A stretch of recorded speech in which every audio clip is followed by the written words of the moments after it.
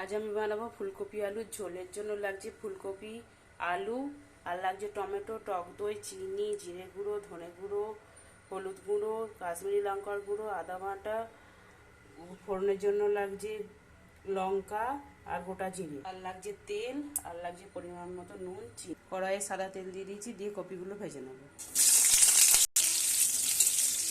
কপিগুলোকে ভেজে নেবো, সামান্য পরিমাণে হলুদ দিয়ে দেবো। কপিটা ভালো করে ভেজে নেবো।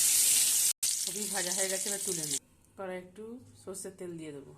গোটা জিরে, শুকনো লঙ্কা, কেটে রাখা টমেটো, একটু লবণ দেবো, টমাটা দিয়ে দেবো, ভালো করে কষিয়ে নেবো। ধনে গুঁড়ো দিয়ে দেবো, জিরে গুঁড়ো দেবো, চামচ হলুদ গুঁড়ো, লঙ্কার গুঁড়ো দেবো, চামচ চিনি দেবো। মশলাটা ভালো করে অল্প একটু জল দেবো। মশলাটা ভালো করে কষিয়ে নেবো। সেদ্ধ করে রাখা আলুটা দিয়ে দেবো, ভালো করে কষিয়ে নেবো। ফেটানো টক দইটা দিয়ে দেবো, ভালো করে কষিয়ে নেবো।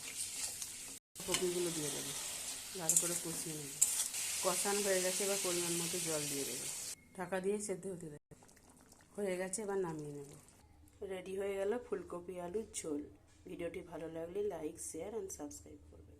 ধন্যবাদ।